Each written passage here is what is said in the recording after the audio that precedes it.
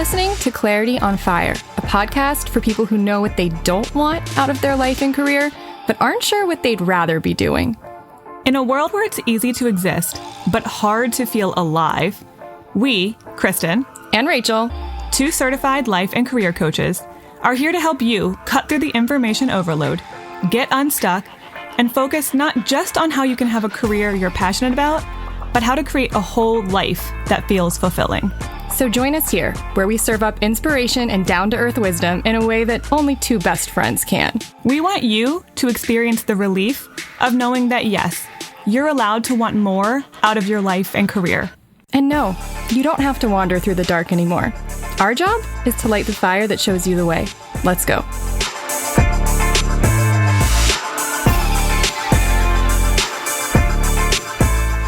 Hi. Hey. What a month. Well, I think the day this is coming out, I'm flying to London.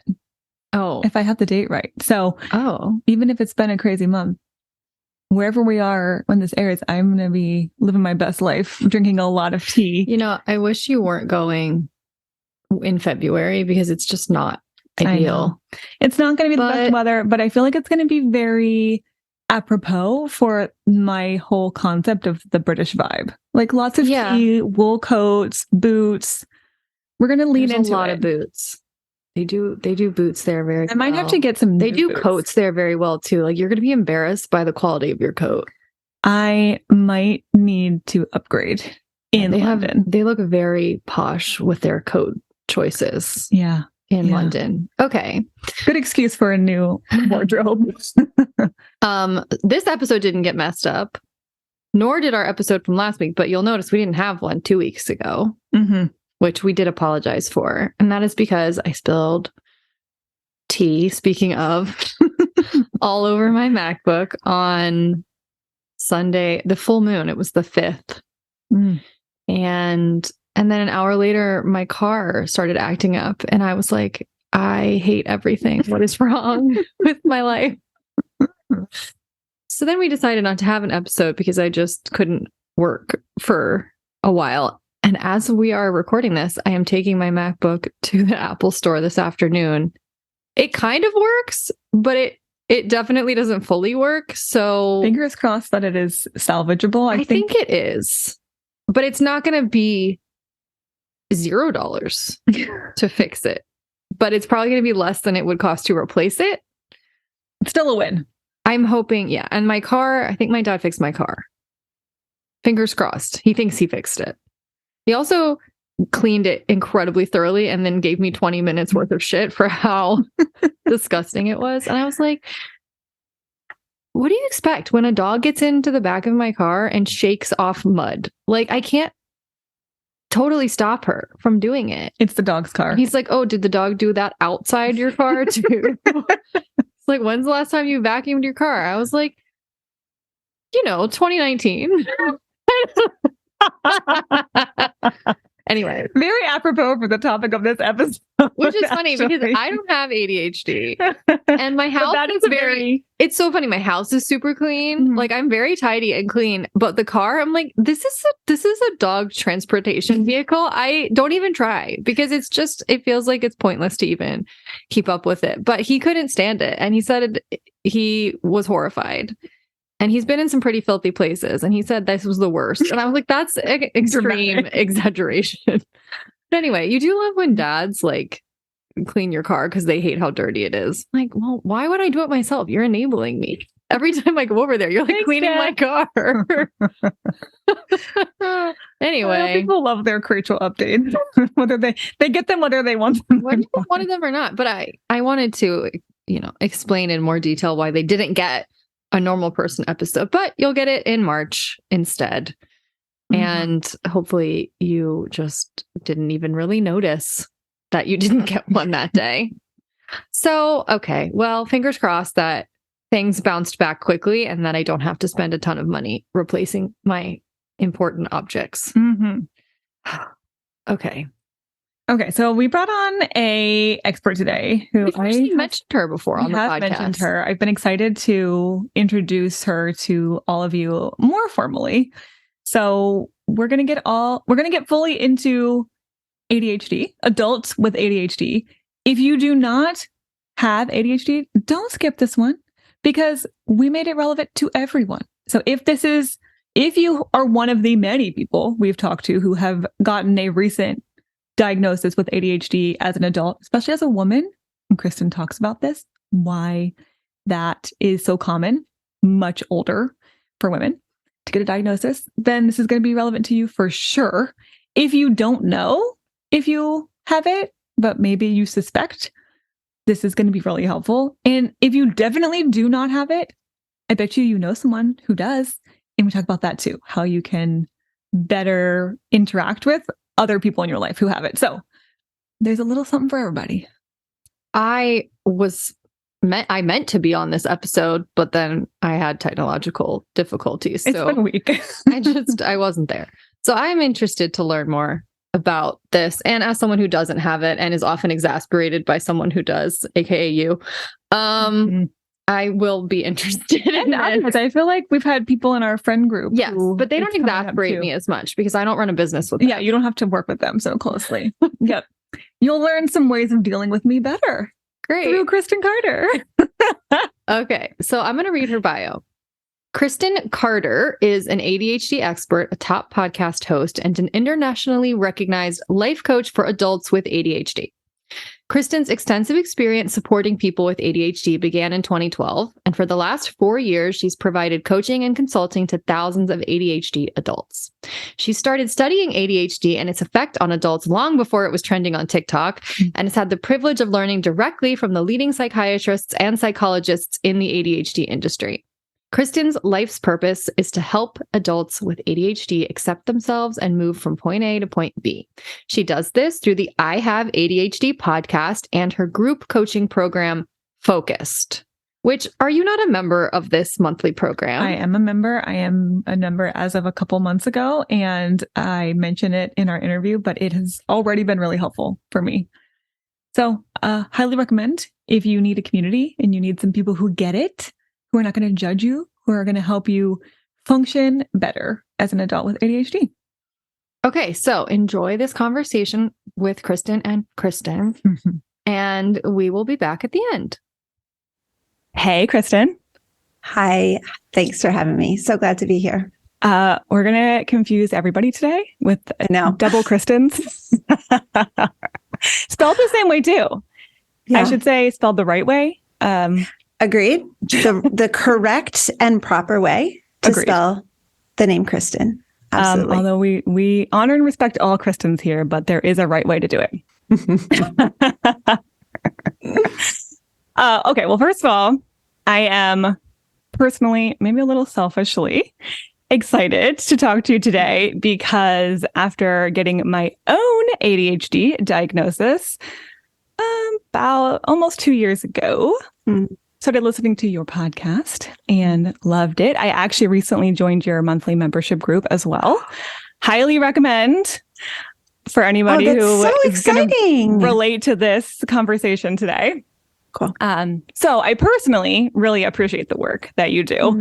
And this topic is obviously pretty near and dear to my heart. But I wouldn't just bring you on just to talk about my own stuff. I am also excited to introduce you to all of our community because Rachel and I have just been hearing from so many people, just an increasing number of people, especially women, interestingly enough, who have also gotten an ADHD diagnosis as adults in the last year or so. Actually, that might be a good place to kick off our conversation. I'm curious, is that something that you've been seeing, get influx in people getting diagnosed as adults recently? Is there any, have you seen more women in particular? Maybe that's just because that's our community. It tends to be a lot of women. And like, if so, what is all that about?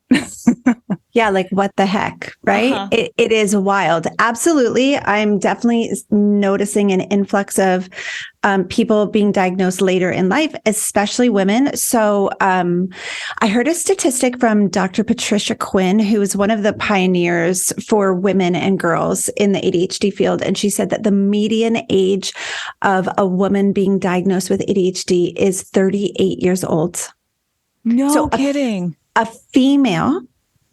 So I should have said female ADHD diagnosis, 38 years old. Most girls are overlooked in childhood and adolescence. And that sucks. And that needs to change. But right now, that's where we are. So most girls, many girls don't present as being hyperactive. And when they do, girls do have more developmental ability to inhibit their behavior. And so most women, most girls and adolescents with ADHD spend a ton of their energy holding themselves back, making themselves quieter, still being able to fit in with society. Boys don't have as much of that ability or desire. You know, it's more socially acceptable for a boy to be running around the classroom and acting out and the class clown. It's not as socially acceptable for that, for a female. And so because of that, so many women and girls are being overlooked. And there is still an old stigma that ADHD it's for males. It's a diagnosis for males. And so especially if you are an educated, if you're an educated, accomplished female, you will be likely dismissed as like, oh, it's not ADHD. You can't have gone to college. You can't have this job. I mean, I have so many people in my program, lawyers, doctors, whose psychologists or psychiatrists overlooked their ADHD symptoms because they're like, oh, you can't have ADHD. You're too smart. You're too accomplished, as if that has anything to do with it. What they need to ask is, how was your college experience for you? What is it like for you at work? Are you able to get your work done similar to your peers, or are you pulling all-nighters? Are you like, is the behind the scenes like a total, am I allowed to swear? Totally. Okay. Is the behind the scenes like a total shit show? Like, what is it like, you know? And so that's really, I just wish that more clinicians understood ADHD, but the truth is they don't get much training in it. They just don't. I mean, almost to their credit, like it's not their fault. There's just not much training on it in their school. They have like maybe a chapter or maybe a page in a textbook that they've read, but there's not much known. So to answer your question, this is why the information surge recently in the last couple of years on social media and on the Googles has been so amazing, because now the information is right there at our fingertips. And we can, somebody can make a reel on TikTok saying, hey, did you know that emotional dysregulation is a key diagnostic component of ADHD? And that just like makes people's brains explode.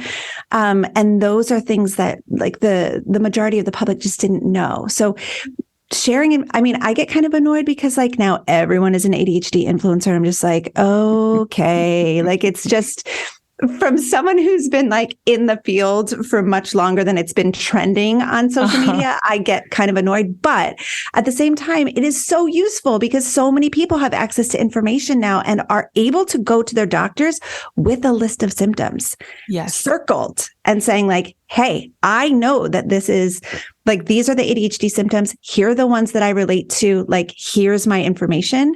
So I would say most women with ADHD are self-diagnosing first and then going to their doctor with like, I'm pretty sure this is a thing. Yep. 100%. That's, I know for me personally, it never would have occurred to me that I have ADHD until my much younger brother 21-year-old brother was reading up on it because he's having, a pretty college. He's doing well, but it's hard for him to do well. And so he was looking up the symptoms for himself and was like, hey, sis, like, I think I might have this, and was reading up the symptoms. And I'm like, at first I was like, no, that's normal. That's just normal. Like, that's just, everybody deals with that. And you just have alarms for everything. And you have Post-it notes like, you just deal with it. And then honey, it stuck with me for a while. I'm like, wait a minute.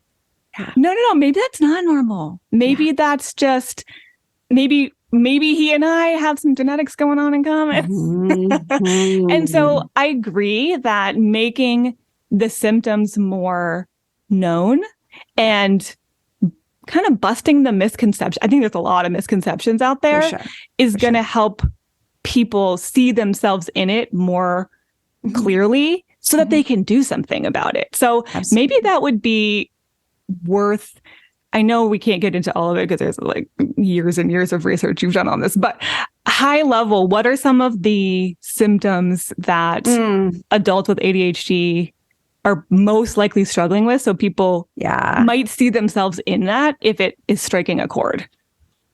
Absolutely.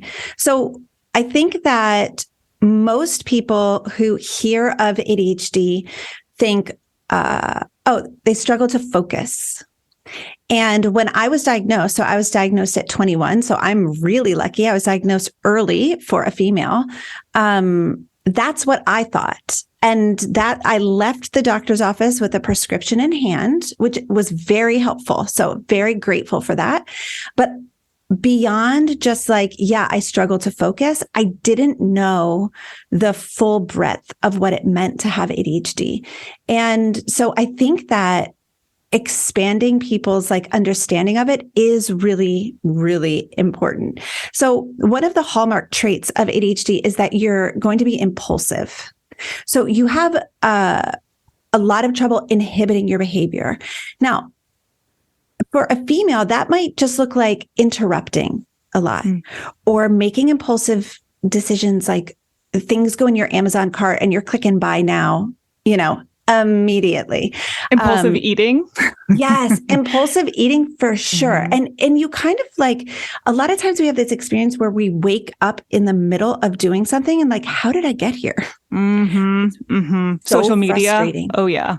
So frustrating. Like I'm working on a project on my computer and all of a sudden, like 20 minutes later, I've been on Instagram for like forever. And I'm like, I don't even know what the transition was like from writing what I was writing on my computer to being on Instagram. So it's a very low inhibitory control. We just like, we're reacting to things around us constantly.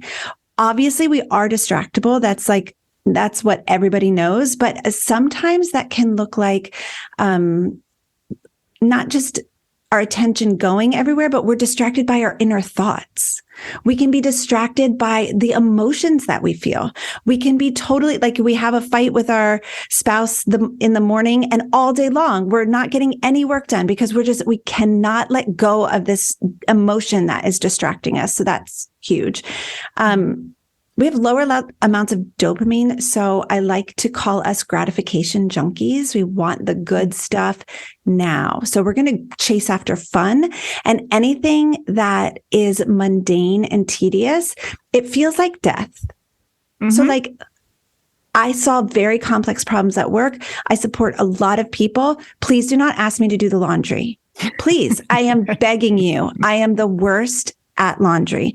And so what can happen often is that, especially as women, we can feel like, how can I be so good at my job and so horrible in my home? What is wrong with me? I must be lazy. I must be stupid. I must everyone else is doing this better than me. And there's so much gender expectations on women to be amazing with laundry and make sure that you have food. I could care less. Couldn't care less. I could not care less about the food that's in my house, the laundry, the dishes. I like things to be tidy and neat, but it is so tedious and mundane that like laundry never ends. Dishes never end. There is like literally no dopamine involved. So those kinds of things, that is a very big red flag for if somebody is listening and like, oh, okay, the complex things are actually pretty easy for me and the easy things are debilitatingly hard. That's a big red flag. Most people with ADHD are time blind. We have no concept of time. And I have a theory as well that I haven't read anywhere else. So I think this is a Kristen Carder original. I think we're money blind as well. We struggle to conceptualize time, the passage of time. That's a nonverbal working memory issue. Okay. So like that's the executive function that's impaired. And I believe also that we are money blind. Like money's not really a thing. Like I don't get to see it and touch it and feel it. So like, it's fine. I'm $30,000 in debt. It's not a big deal. What does that even mean? We can't really conceptualize what this is. And so pair that money blindness with impulsivity and we're making all kinds of crazy money decisions. I could go on and on. Do you want me to keep going? Because I could keep going. Let's do a couple more. I think, I mean, I can already see people probably nodding along like, but yeah, I want to hear just a couple more in case somebody's like, I don't know. Because some of that there's normal levels of each of those things. And then it's a spectrum, right? So the more you're ticking, I feel like the more it might be worth going to talk to a doctor versus just the lower end of some of them might be just normal human impulsivity or emotional regulation. For sure. And I would love to speak to that because so many naysayers will say things like, well, everybody struggles with that, or everybody has a touch of ADHD. And the truth is that yes, everyone struggles with time management from time to time. Everyone struggles with money from time to time. That's not a big deal. What the difference is that with the symptoms of ADHD, these are like, debilitating for those of us with ADHD. Maybe not debilitating where we can't get off the couch, although that is sometimes the case, but debilitating in that like I have to work so hard to function that I'm literally burning out. And so I'm in a burnout cycle of like burnout and then totally go into hermit mode and recharge and then come back in. Now everything's late. So I have to like work so hard and burn out. And that cycle is what we see all the time. Okay. So here's a couple more of the symptoms. Emotional self-control. We struggle very much with self-regulation. So we struggle to calm and soothe our emotions. Now, this I did not learn until I was well into my 30s. As someone with ADHD, I did not know this until I was well into my 30s. One of the reasons why I started my podcast was I was like, I did not know any of this crap. Like, how is this possible? And so I felt so compelled to share it with the world. So we will often get more upset than is like what's normal or typical for the scenario. We can be explosive or unpredictable. We can it seems like we maybe feel things more intensely. We can get frustrated really easily and we have a hard time settling down. So like I said earlier, you go to work and you just had a fight and you can't get anything done. Or maybe in the evening you have a fight and then you lose sleep all night long. You can't sleep, right? So like those kind of things where we really struggle to regulate. Another really big one, and I just released a podcast about this one, is poor working memory. So it's not that we can't remember like, oh, I went to Disney World when I was 8 years old and that was great. We can remember that. What we can't remember is your partner calls, hey, babe, can you stop for milk on the way home? And you're like, absolutely. I will definitely stop for that milk. Can't wait to get that milk for you. And then obviously like right out the window, like there's no way we're stopping for the milk. Thank God for the reminders app on the iPhone is all I will say. I use that thing religiously or else I would never stop for the milk. Or anything else. And like right before we started recording, I set a reminder to pick up my kid. I have to set reminders like, hey, don't forget you have children and they need to be picked up because if they are not right in front of me, I'm not thinking about them. Love them, they're great. But if they're not right in front of me, I'm going to be doing my thing, and I'm going to be doing it until I decide to stop. So I have to be interrupted with little Siri saying like, hey, you've got kids and it's time to leave work, because I'm just not going to remember. What can often happen with our working memory being so poor is like we start something, but we don't have the ability to stick to it through to completion. So you'll see an ADHDer bouncing around to a lot of different projects, starting a bunch of stuff, really struggling to finish. That's a big red flag. There's a lot of shame attached for most people having ADHD, for things like, I set goals and then I like literally forget that goals are a thing. And so it's really hard to continue to advance in my career or to continue to advance in whatever, role you're in, because you just kind of like forget that that's a thing. Mm-hmm. It can be really, really. And then the last one I'll end on is like prioritizing, planning, and organization, which really goes along with goals, right? So most people with ADHD are going to feel like they're underachieving. They might actually be high achievers. Like I said, I have doctors and lawyers and teachers and like all kinds of professionals in my program. So they might actually be high achievers, but they know deep down, I know I could do more. I know I could, if I could just get this under control, if I could just like make a plan, prioritize it, and execute, I know that I could be so much more successful. So most of us feel really held back. Mm-hmm, mm-hmm. And everybody has their own self-criticism, or that's what we do as coaches all the time, is work on people's inner dialogue. But when you can see other people functioning, quote unquote, better than you, it just gives a lot more fuel to that inner critic voice to pile on the shame or the self-judgment. So I imagine that that's likely to be even higher for somebody who has ADHD and maybe hasn't fully accepted that about themselves yet. For sure. Absolutely. And that is it's such an important part of the process, is really making peace with where you are. And that is not easy.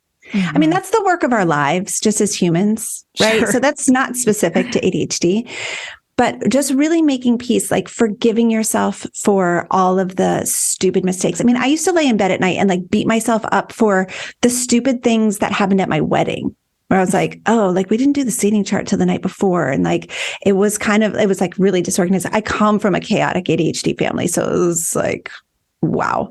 And one of the biggest parts of my healing was forgiving myself for those mistakes. I never actually sent my wedding thank you notes. I never sent wedding thank you notes. Like, what kind of woman doesn't send wedding thank you notes? This one, the one that just watched Regis and Kelly instead and looked at the box. Like, I looked at it and I was like, I should really do that for a year. And I was tedious. Like, oh my God. I couldn't do it. The procrastination. Okay. This leads into something that I've heard you talk about that was game changer for me, which is sort of related to what you just said. You talk a lot about how you don't need to be consistent, because like you are going to procrastinate. You are going to fall off the wagon. And I know, because that's the conventional wisdom. You consistently exercise, you consistently eat healthy, you consistently follow your morning routine. You do all these things consistently, and that's how you lead a happy, fulfilling life. Well, that's just never going to work. So please talk about this, because the way you talk about this is, I think, probably relevant to a lot more people than just ADHDers, because consistency is almost an impossible task for humans, because life will always throw you curveballs. But especially if you do have ADHD, it's not happening. So please talk about consistency and why you don't need it. and what you need instead. You do not need it. Absolutely. And I get really fired up. So if I say some things that, like, hopefully you can handle some spice, because when I see like influencers, coaches, like gurus saying consistency is everything, business leaders, I just want to punch them in the face. I cannot stand it because, first of all, that is a very uninformed perspective. It is not an inclusive, mental health informed, trauma informed perspective at all. And it's complete BS. It is not true. You do not have to be consistent. The problem is that when you believe you have to be consistent and you're someone like me who really wants to be a high achiever, who knows she's smart, who knows she's got a ton of potential. And I'm like, okay, all I got to do is be consistent. And then I start, let's say, exercising. I start exercising and then I get sick. And like, there's no way I'm not exercising when I'm sick. And then I'm like, well, great. Now that's out the window. I haven't been consistent. And the only way to be successful is to be consistent. And I haven't been consistent. So I'm not successful. So I might as well just throw in the towel. That is like, for my brain, that is the logical progression. And I have done it with eating. I've done it with exercising. I've done it with money. I've done it with education. I've done it with everything. My brain is like, nope, you weren't consistent. Don't even bother. And so it held me back.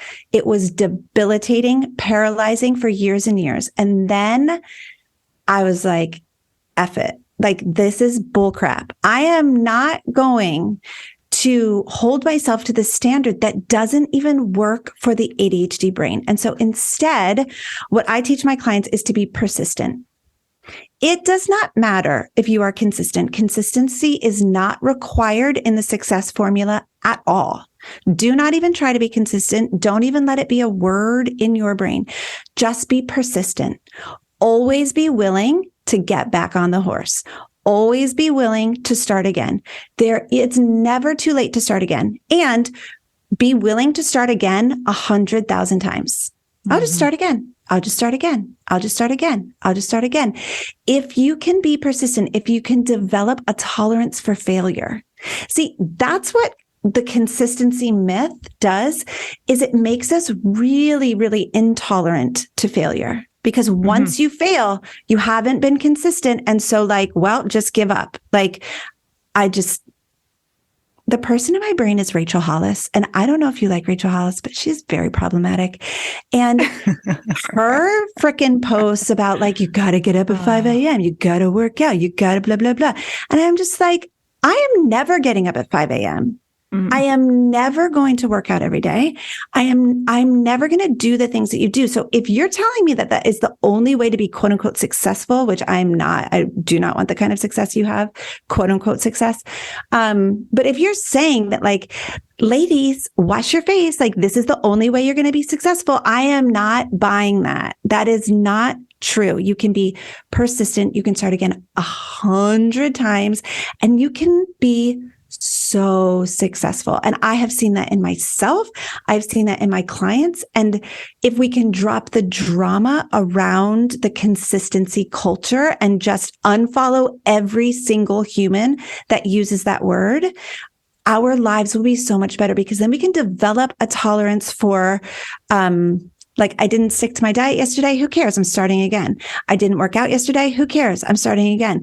I accidentally purchased $500 worth of stuff I don't need from Athleta. No problem. I'm returning it and starting again. Like, it's not a big deal. Just start again. Oh, this is so freeing.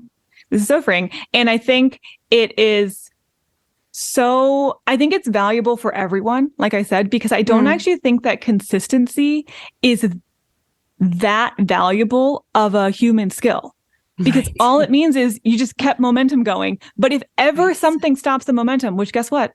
It will. Life will do it for you at some point. Always. If you don't do it for yourself, then you've lost that skill, because now you're no longer consistent. Persistence builds so much self-trust, persistence, resilience. And that to me is a more valuable characteristic to develop regardless. But it's also so freeing because if you feel like you have to be consistent on some level, you know, life is going to change. You're going to move into a different stage of life. You're going to get sick. Your kids are going to get sick. Something's going to happen. You're going to go on vacation. It's going to throw the whole thing off. Then there's a lot of fear and anxiety around change versus persistence. It's like, okay, well, that happened. I'll just do it again tomorrow. It's no big deal. To me, is so freeing. So freeing. So I hope that we've just given a lot of people permission to just let go of it. It's not going to serve you in the way you think it's going to serve you. And you can let go of all of that advice that I know you've heard. We've all heard it. So thank you for that. You are so welcome. It is freeing to me. I feel like I want to scream it from the rooftops. Like, can we stitch it on all the pillows? Like, we need to just make sure that we just drop the drama around this idealism around consistency. Is consistency a word? I feel like that's a food word. Now I just don't know any words, and it is a food word. Maybe it applies. I don't know. That's a rabbit hole that I'm going to go down right after we get off this call.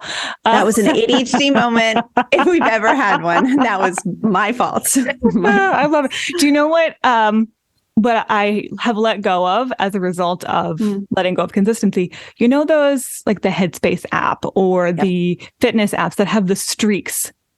And the point is, every day when you do your meditation or you do your exercise, you get to add on to the streak. As soon as you drop the streak, it feels like a failure. I just 100%. Don't even look at the streaks anymore. So again, permission to let go of tracking how many days in a row you've done something, because it just adds pressure, if you ask me. So much pressure. And nobody wants to only be on day 2. Forever, right? So it's like, I'm just only on day 2 again. I'm just, here I am again. Then you're just like, it's not worth it because I can't get past day 2. So I'm just going to drop it because nobody wants to feel like a failure. Nobody like that feeling is very difficult for us to engage with. So I love that you've dropped that. And the win is like, I'm here again. I'm doing it again. Like, who cares about a streak? I'm here. I'm open. Who cares if I dropped it for a year and I picked it back up? I showed back up. That is winning. Yes. 1,000,000%. Okay. I know we have a lot of people listening who they probably don't have ADHD because most people don't. It's the majority of people who are not struggling with this, but maybe they know someone who does. They might have a kid with ADHD, they might have a spouse or a friend. Maybe they're working with somebody, have a colleague. What do you think would be helpful for them to know as they're relating to people and interacting with people who might struggle with ADHD? It's such a good question. I really appreciate that question because I don't know if you've had the experience of having people in your life who don't understand the disorder and then the difference that it makes when someone is empathetic. Maybe they don't know everything about it, but they still see you as a person and they can gently point out like, hey, like my best friend a couple months ago was like, it's time to take your turkey out of the freezer for Thanksgiving. What a good friend. That's fantastic. She's the best. She's the best. Like, there's no judgment. There's no like, hey, I know you're stupid, so you gotta like, you need my reminder. It was just like, hey, it's time to take it out. And I was like, oh my gosh, thank you. And I took it out. Like, those are the kinds of people that we need in our lives. So if you want to be that kind of person, just the most important thing to know, I think, is that people with ADHD are trying really hard. And it can seem like we're a hot mess and like we're selfish and like we're not trying hard. But the truth is, like, this is us trying really hard. Me showing up 10 minutes late instead of not showing up at all is me trying really, really hard. Me running around like a crazy person trying to find my phone because I've lost it for the 700th time. That is me trying really hard. Like, I know it can be hard for us to live with or hard to be in relationship with us, but it's actually really hard for us to live with this disorder. And so really understanding just a little bit about the depth of it, like how it permeates everything we do. We don't get any relief from it ever. I like to say it affects us from the boardroom to the bedroom. Everywhere in between. Like there is no escape from our ADHD brains. And so we're tired. And so if there's ever a time where you can just be like, hey, do you need any help? My husband is so, now it's taken 19 years, right? So we've been married 19 years. But he's at the point now where he can sense when I'm like running late, and he'll be like, do you want me to pack you a lunch? So there's no judgment. There's no like, why didn't you get started earlier? Why were you on your phone for so long? Or what? Like, obviously there was a misstep on my part where like, I'm a 41-year-old woman who's not managing her time well. Even though I go to the office at the same time every single morning, it's like a different experience every time I go. Who knows what you're going to get? And he'll just be like, hey, you want me to make you a lunch? And I'm like, oh my gosh, I love you so much. It's just so helpful. So to see the person that you're in relationship with as like an intelligent, creative person who just needs help with the simple stuff. And listen, instead of shaming us for not being good at what you're good at, just help us. Be like, you want me to throw that load of laundry in? Hey, don't forget the kids are like, you know, they have to be picked up at 4:30 today instead of 4:15. Like those kinds of little reminders can be so helpful. I mean, there's just so much shame. So if you, like, let's say you're a mom. I just interacted with a client a couple months ago who she forgot to sign up her kid in time for the school thing, whatever the school thing was. She thought she signed up in time, but she didn't. And she got there and the PTA moms or the HSA moms, whatever, you know, like the group of moms that are in charge were like, sorry, there's no more space. And like, this mama is like, oh my gosh, like mortified. Feels so bad for her kid. She's in this social situation where she's like, I'm the problem. Like if I just had signed up on time. And the moms were like, yeah, sorry, we can't do anything to help you. So like in those situations, give grace to people. Obviously you don't know if she has ADHD or not, but like this woman just wants to like bring her kid to the function with all the other kids. Like you can't make an exception because she forgot to sign up in time. Those kinds of things, like just giving extra grace and seeing the amazing qualities that people bring. So my best friend, she is like, she does not shame me for being like, what's that number again? What do the kids need again? Like, she's just like, it's fine. And she's like, you bring a lot to the table. It's not a big deal. That's so helpful. It just it helps me to accept myself. It helps me to feel safe. It helps me to function without the added pressure of feeling like I need to please someone or show up in a perfect way. Like I have to mask and pretend that I have it all together. We have a lot of people pleasers in our community. In fact, we've run a course a couple of times in the past to work through people pleasing because it's just, there's a lot of people pleasing out there. And I feel like that on top of, it's like when functioning is already hard enough. Yeah. And just getting through the day is hard enough. And now you also need to make sure everybody around you is happy and taken care of. The pressure can get so big. So I agree. Just having some people in your life who get it, who don't judge you, who are like, hey, do you want to put a reminder on your phone about this so you don't forget later today? Oh, good thought. Yes, I will do that. Or, hey, I'll give you a call whenever we need to do this later so you don't. Great. Like, that's fantastic. So helpful. Just those little things are so helpful.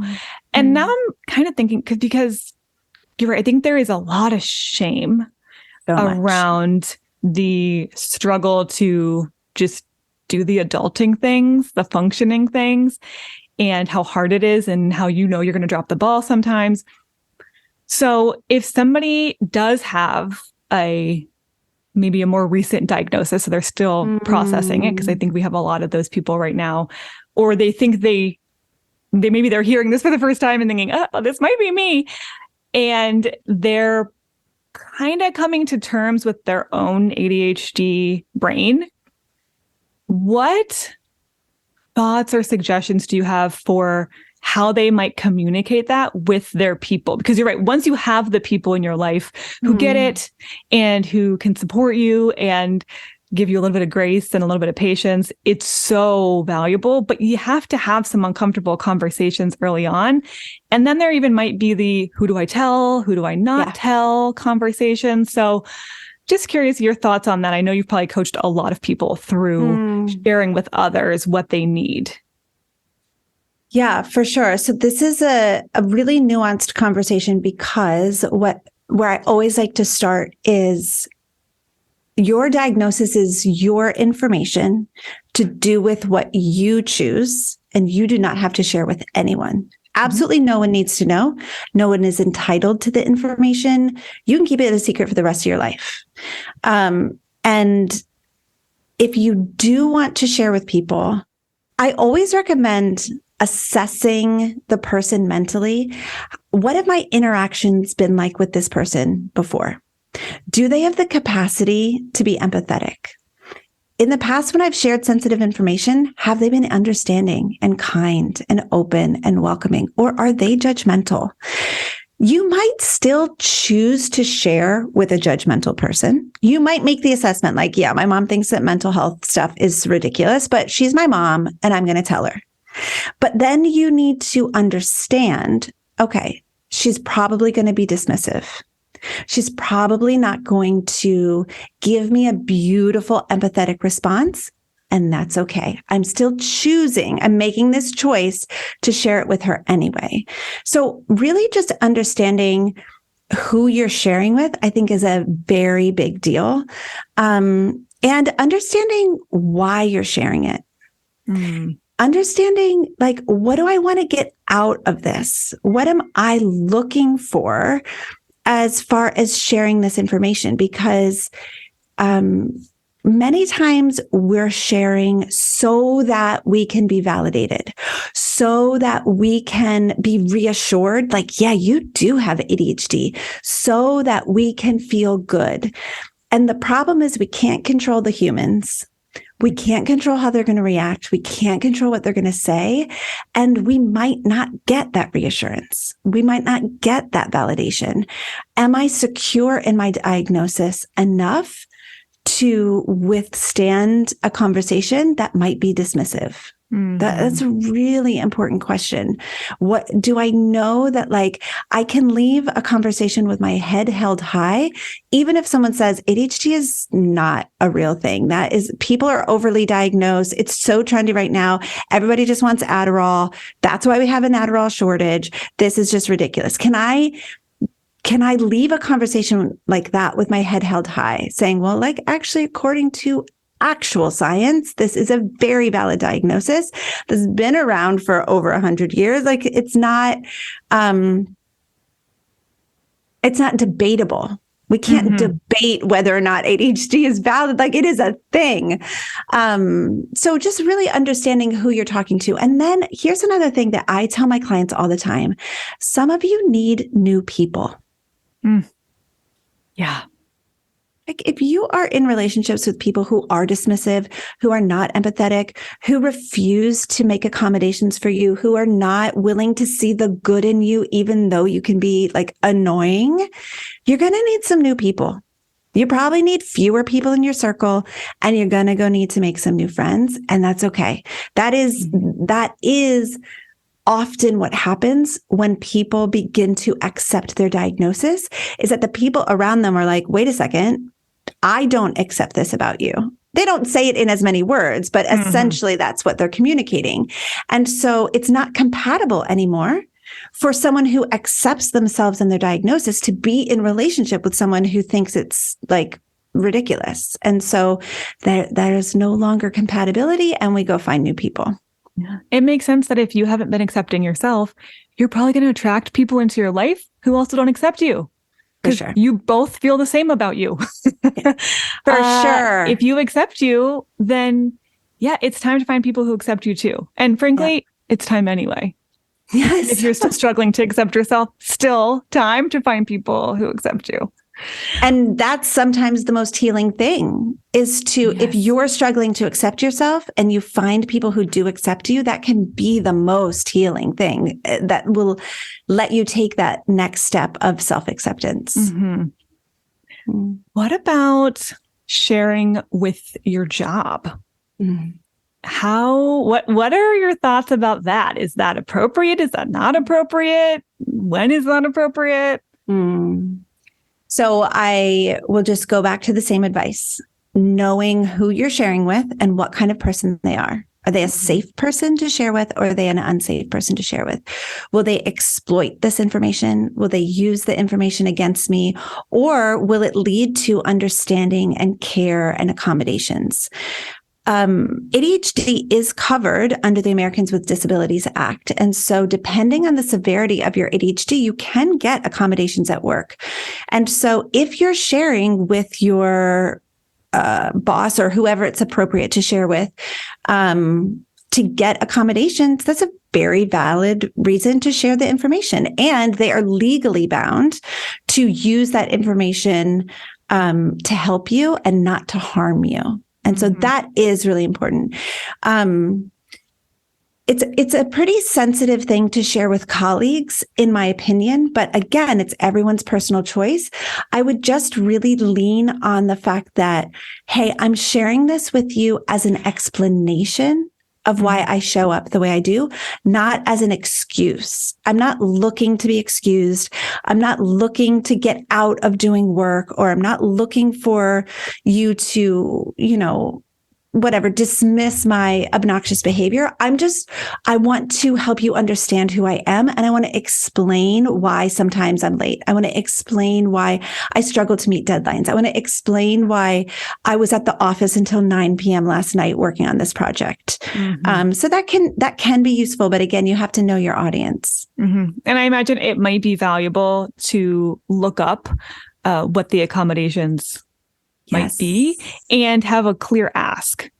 So that if you are bringing it up with them, it's not just, hey, here's a blanket get out of jail free card whenever I'm late to something. It's here's the accommodations I would like to ask for. I imagine that might be a more productive conversation if you choose to have it at work. For sure. Yeah, for sure. And, I've had students or clients change their work hours from 9 to 5 to 10 to 6, like that. Can I just come in an hour later because mornings are hell for me? Those kinds of things I think are really reasonable asks. Being able to work with noise canceling headphones, being able to go to a quiet office during, stressful times, those kinds of things seem very reasonable to me. But again, it's kind of in the hands of the person receiving it. So hopefully, they are lovely and accommodating and understanding. That's what we're looking for. Well, thank you so much. I have a billion more questions that I could ask you, but I guarantee you have answered a lot of them on your own podcast, in your community. So if there are people listening who this is just the beginning of the conversation and they want to hear a whole lot more from you, where can they find you and what are the ways that they can work with you? Yeah, so I host the I Have ADHD podcast, and that's where I have almost 200 episodes, probably by the time this comes out, 200 episodes, all about ADHD, what it's like to live with ADHD, the symptoms and how they impact us. And I also have had the privilege of interviewing all of the books that you've read on ADHD. The authors have been on my podcast, which is amazing. So you'll be able to hear from experts there as well. And my website is ihaveadhd.com. And I like to hang out on Instagram. So if you like to hang out on Instagram too, you can find me at I Have ADHD Podcast. We will link to all of that. And I have to give a shout out for your monthly membership community as well. So if anybody has gotten an ADHD diagnosis and maybe they're feeling a little bit alone, there is a phenomenal community that Kristen Carder has put together. I am a part of it. There's really fantastic content every single month. And you don't have to be consistent. to get a lot out of it. I love to say you can half-ass your way to amazing results. And that just like really does work for our brains.